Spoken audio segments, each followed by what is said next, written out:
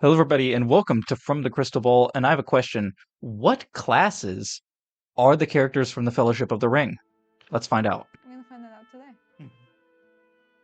That's it. All right. Hello, everybody, and welcome to From the Crystal Ball.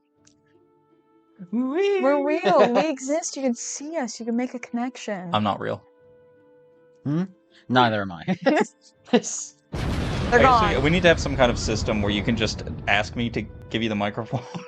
Yeah, that'll work. Hand this for me, please. So today we are doing a little bit of a fun video since we're live in Canada. We're going to be doing a kind of statting out of the Lord of the Rings characters. This is stemming off of a discussion we had the other day, which was, what class is Legolas? Mm-hmm. Alex was asking me, he said,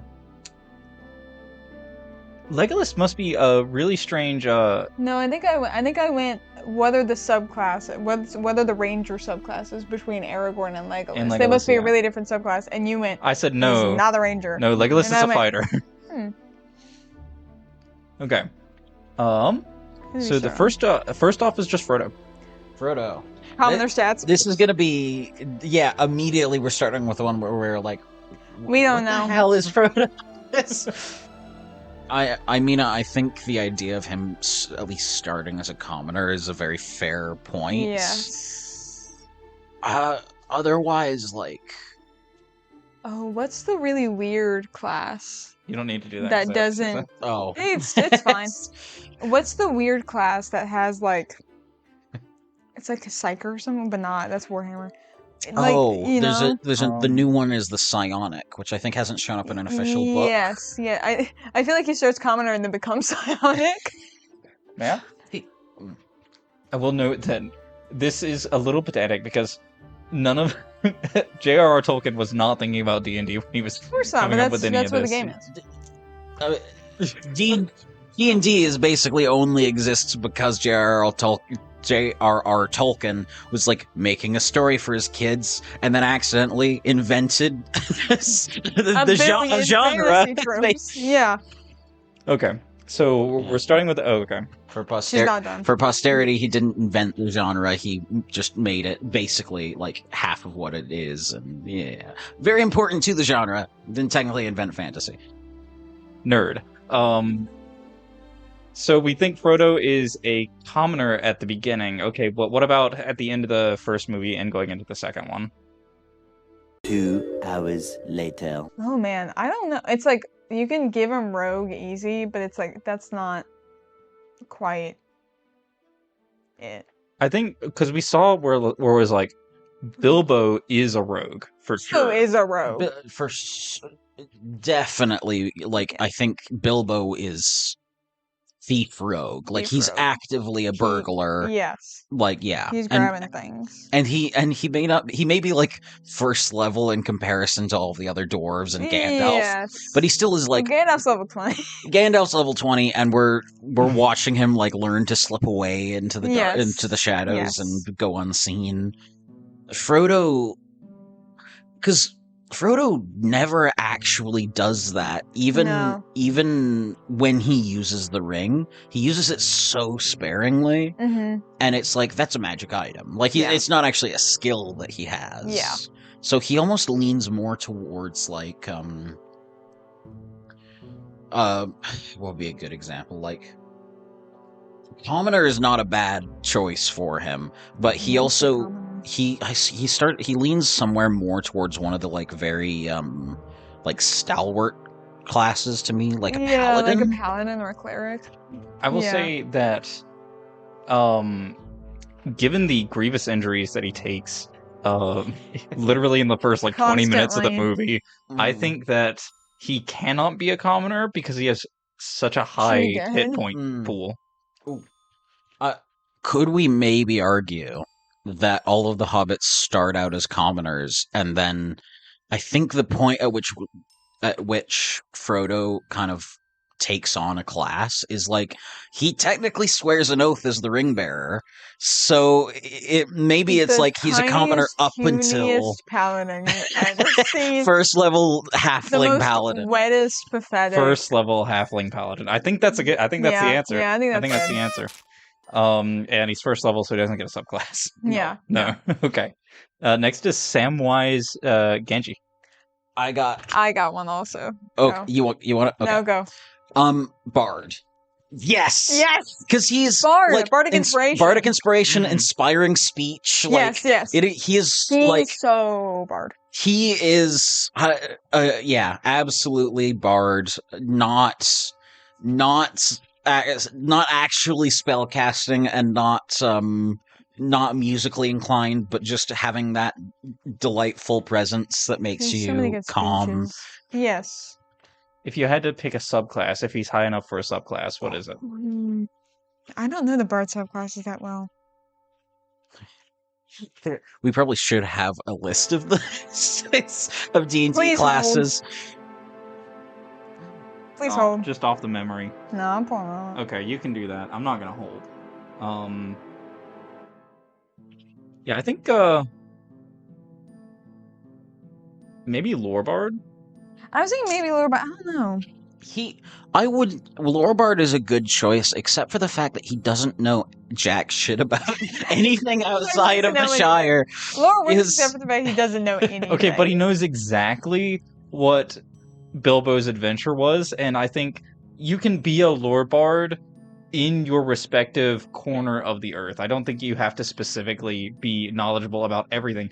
And a Lorebard can even be Valor? Somebody who is, maybe, somebody who is writing into the lore. Satire is really funny. Satire is funny. Are we doing Unearthed Arcana? Sure. I think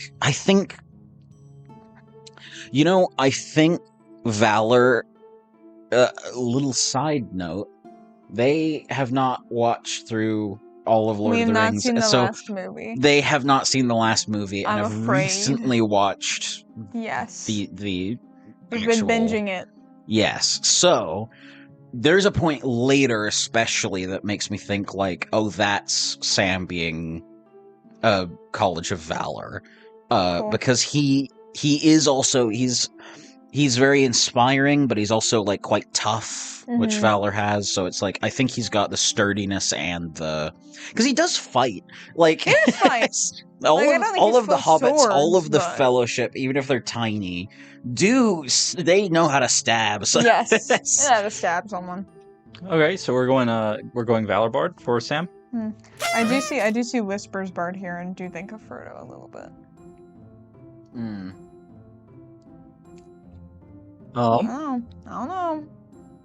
So, going into the next one, we have Gandalf the Grey. Now, we had a discussion about this, actually. So we had a discussion about this, actually, and it was that Gandalf might not actually be a wizard. I've got thoughts on this. That's true, yeah. So, unless you read the Silmarillion or know generally a bunch of the backstory stuff from the books, Gandalf is like the wizards are the Maiar, which are basically like divine spirits that were like made mortal and sent to Middle Earth. Aasimar, but also a lot of their power comes from their divine connections and their connections to the gods and the secrets that their gods taught them, which means I think he leans much more like heavy level cleric, especially because he also like most wizards in a D&D game are using pure magic. He's got Glamdring. He's actively like dual wielding a staff and a sword. True. Most of his combat is cleric-y. him slicing into orcs and then summoning occasional huge spells. And this isn't even like he's a blade singer, because he's not doing anything all that flashy with his sword. No. It's just that he is wrecking house. There is an argument that could be made for a celestial Celestial Divine Soul Sorcerer, yeah. That's what I was thinking at first, is Divine Soul. But he does have, it is very much the cleric thing of like a few really beefy spells. Yeah, I think cleric.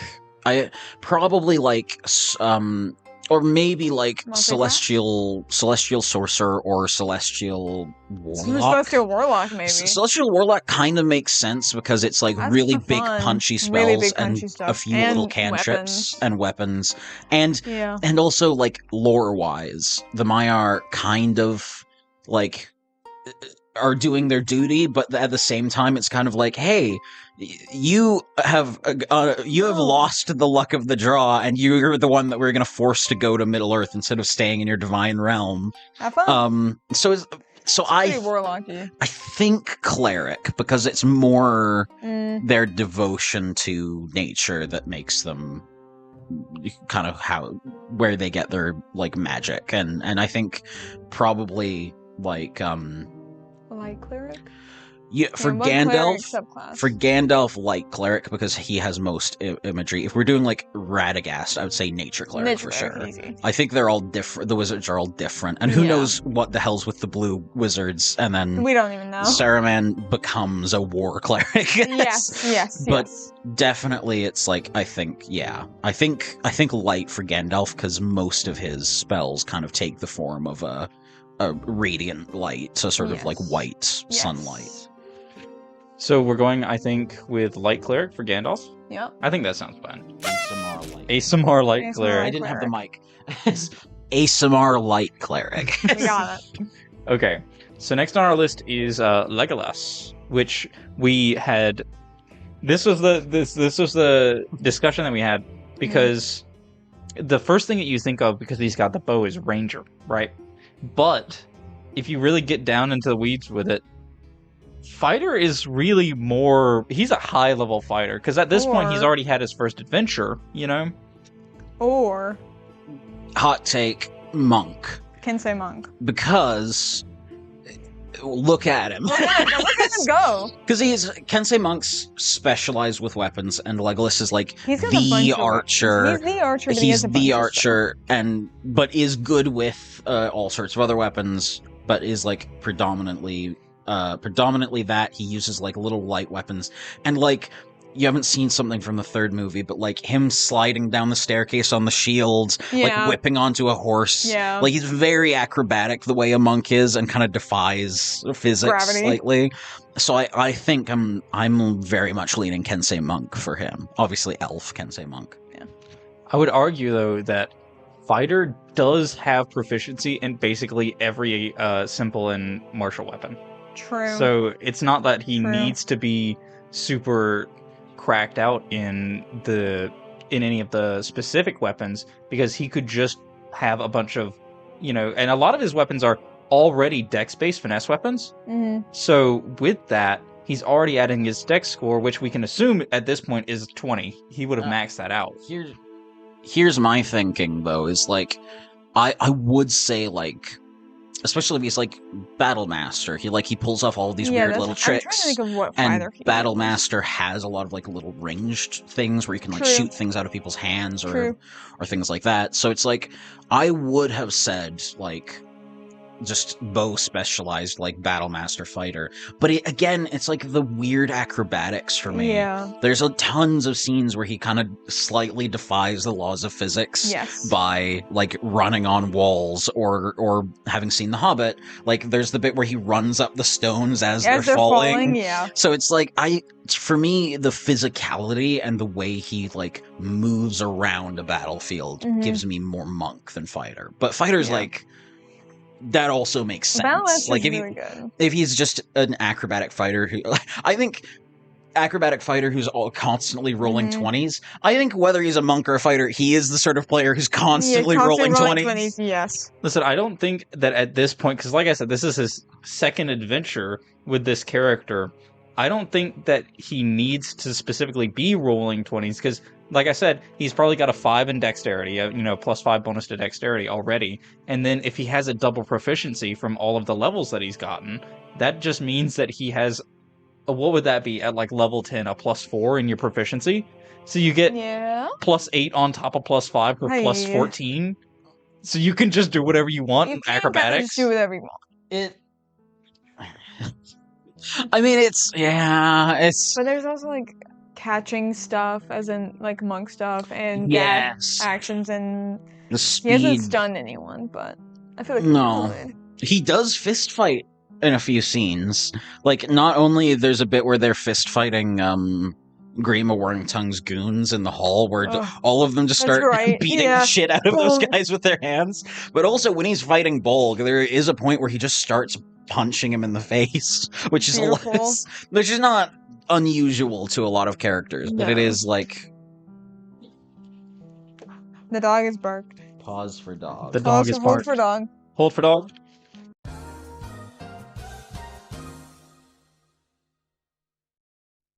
And that was our dog break. Hang on.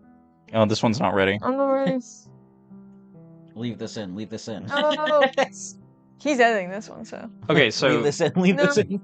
So, you had made the argument that the fight scene, the unarmed fight scene with a snake tongue guy was the main thing that was like, hey, this guy is a monk. Okay, but like consider you get a natural proficiency in all unarmed strikes.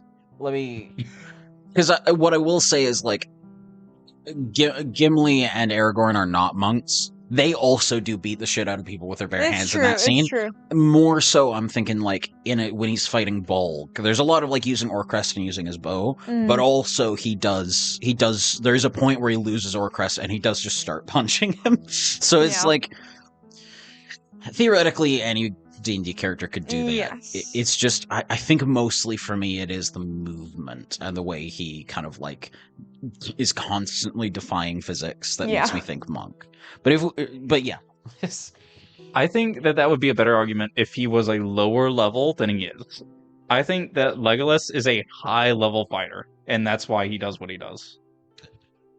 But you do get more of the abilities where it's like being able to, like, lack of difficult terrain, the scene where he's walking through the snow, and like being able to move on across vertical surfaces. That does come at later monk levels, typically. Like you're more geared towards acrobatics overall as a monk, but all of those little abilities that more read monk to me are ones you get when you've leveled up a little bit. And I will say, this is going on a little while long, so if we can't come to a consensus, we could say multi-class.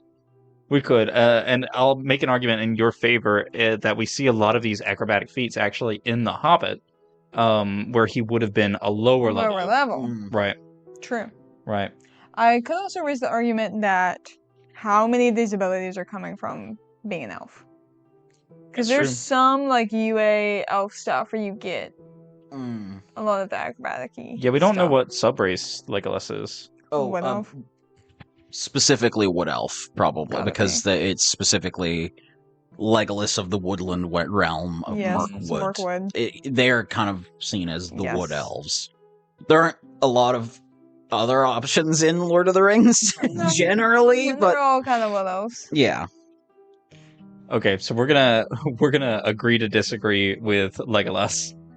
And you know what? Get in the comments. Tell us what you think about Legolas and what class he may Tell us if we're onto something or if this is absolute shit. So next up in our list is Gimli, which is an interesting one for sure. Gimli, I think, is also one of the later, like more high-level characters in this party, because he was in The Hobbit, wasn't he? No. He feels low level to me. Gloin is in it. You think he's low level? He feels low level to me. I think Gimli has gone on a good few adventures, and he's specifically supposed to keep pace with Legolas. I think him, Legolas, and Aragorn are all the same level. And probably Boromir as well. And then it's like the hobbits are lower and Gandalf is 20. And so I think I said while we were watching the film that he reads Champion Fighter. Yeah. Which is That is the only one I thought of. Maybe something like Samurai, where it's like very like not aesthetically, but like the very sort of like indomitable will go into any battle. Yes. But like Champion's also kind of built for that. Gets that across. And he's kind of very boisterous and very sort of loud, which feels more Champion to me. Yeah. I feel like do we think definitely Fighter? I feel like it'd be really easy to go Barbarian, but I don't think it's enough. I don't think there's enough rage. He wears armor, so you really can't. It really is not very visibly Barbarian. Yeah. And like you said, like he's very grumpy, but he's actively enjoying himself when he's in a fight. He's not like going into it raging. I was just thinking, I was like, do we even have any barbarians in Tolkien? Is Thorin a barbarian? He might be. He could be, because he does lean into being like, or he's like weird paladin. Yeah, something along those lines. But yeah, barbarian would make a certain amount of sense to me, for just like he is really going into battle with a certain amount of darkness. Yes. He can pop off, and he will. Yeah. So are we thinking Champion Fighter for Gimli? Or is there another subclass you guys think? No, I think that's pretty. Okay. Tell us if you want us to go try to figure out the subclass of all of the dwarves in The Hobbit. All of the dwarves in that, it would take forever. They're all fighters, and they all need some. There's like 10 of them. Okay, so there's more. Next on our list is our boy Aragorn, which he is said literally in the text that he is a ranger. Ranger. They literally say ranger. They literally say he's a Dunedain ranger. So subclass. I think most of the ranger subclasses have some odd little ability that's like sometimes it suits other things very well. He's so straight-laced ranger that it's like I think hunter ranger or something like that, where it's like it's just about because to be honest, if I've played a ranger, it's been Gloomstalker, because that one actually does kick ass. I play a bunch of rangers, but I play all the weird rangers. So we have, while we're looking this up, we have also had the little question of, is Aragorn a half-elf? That was something we wanted to talk about. I think he's like... It kind of is a plot point that he's not elvish, that he is a man. He has longer life. He does have longer life from being Dunedain, but I almost think that's like... If we go into homebrew, we'll be here all day. But I almost think he's like a homebrewed like human with a feat, or like a subspecies of human. Yeah. While he could be variant human, we should also acknowledge that when he was singing the song in the first movie, it is implied that he's singing about his mother. He's singing about someone in his lineage. No, it's some... Right. Because Beren and Luthien is about an immortal elf and I think immortal human. Yes. So that mirrors him and Arwen. Yes. Yeah. So he's not singing about his mom in that case. He's kind of singing about... I think Beren and Luthien are related to Arwen in some way. There's people out there who know the family trees of Tolkien incredibly well. And so if I'm getting that wrong, apologies, but I don't believe I am. A lot of the elves are related in some way or the other.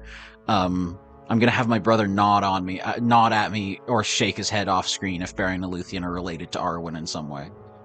Yeah, he's giving me a thumbs up. Yeah, so they are. When you were like, there's an expert over here, I was like, I'm looking at him. So, Beren and Luthien are related to Arwen, and their whole situation kind of mirrors Aragorn and Arwen very, very closely. Okay, do we have any information from the Wikidot? Primeval Guardian gets more of the, like, druid, like, really naturey stuff that suits him. Hunter honestly doesn't crazy suit him. It's about, like, taking down really big enemies. Which, to me, yes, he does that, but to me, he really feels more like tracker, plants. Let me... doing some elf stuff. Take a look. I would argue that those things are kind of suited just with They're Ranger just with in general. Ranger, but if we look at Monster Slayer, he could also be Gloomstalker to an extent. He's like I feel fighting like darkness, but I don't know. There is a point where he's like, I can remain unseen if I wish. But I don't think he quite gives Gloomstalker because he's very not edgy enough and personal. Like, yeah, his intro at the Prancing Pony is very Gloomstalker. Maybe something like Monster Hunter, where it's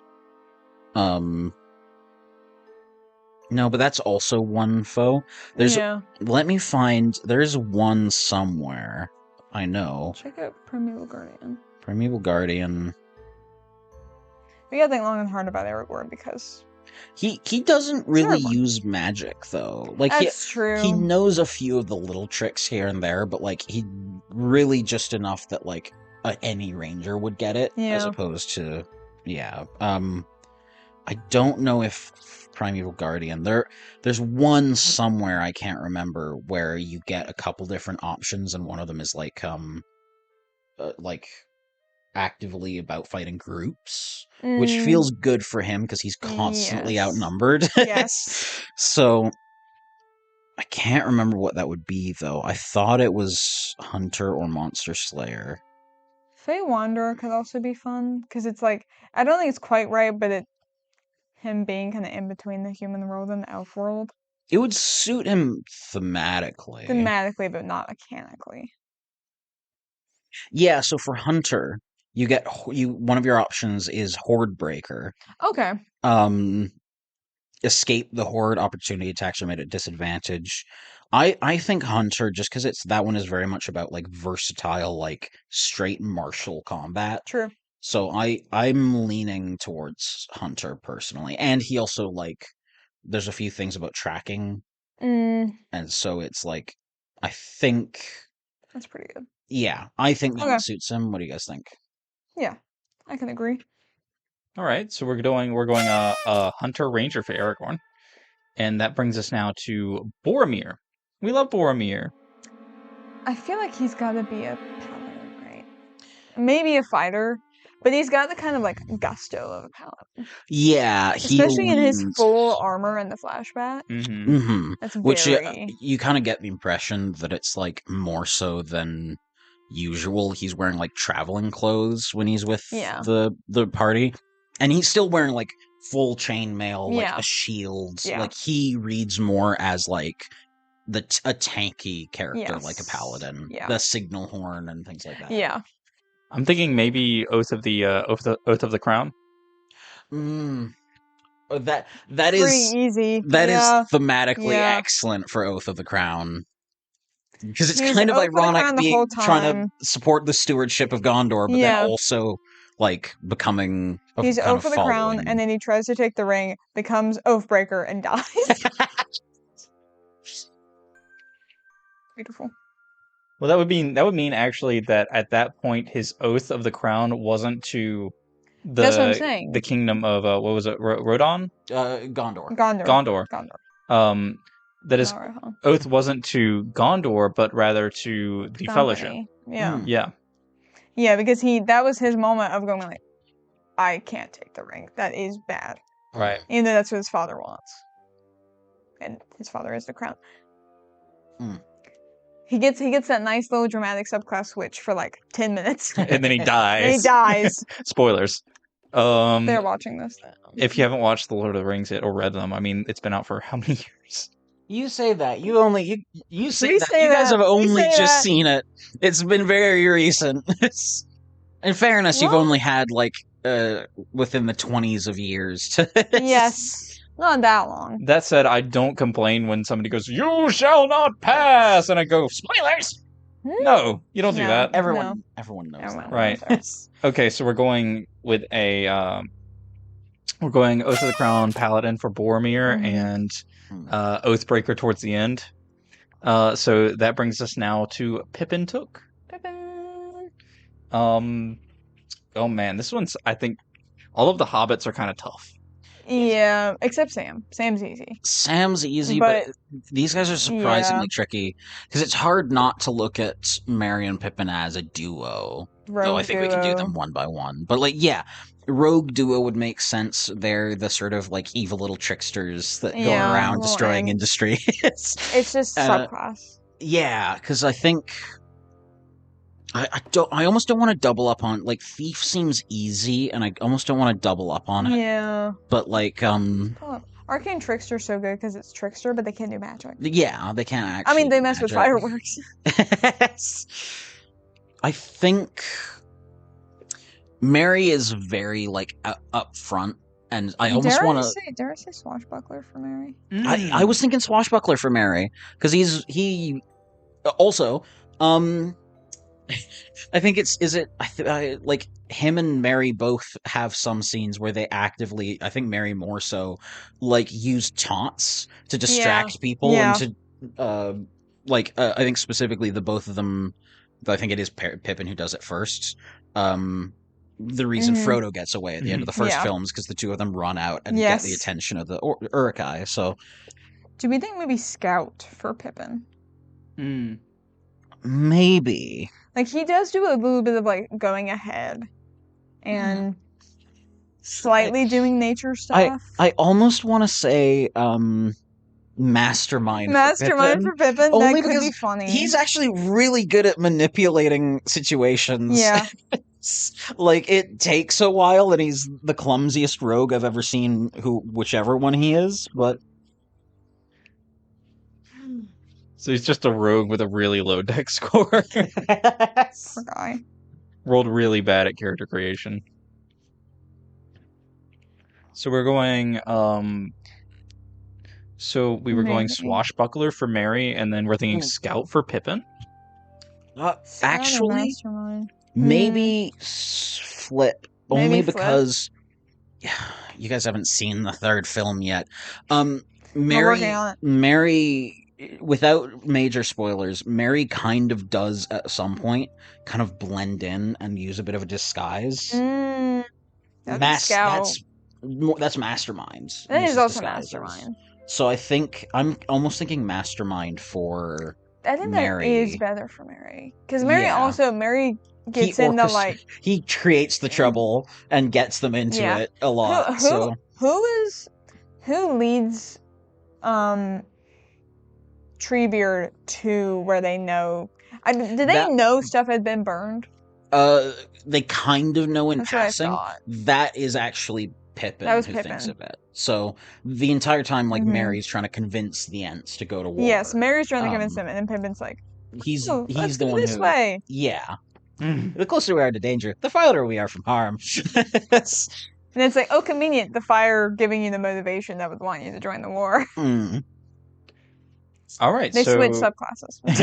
they just pass them interchangeably. Like they're sharing the same brain cell. They can share subclasses. Okay, so we're going with Swashbuckler Pippin and then Mastermind Mary, or was it Mastermind Pippin and Swashbuckler Mary? Both at the same time.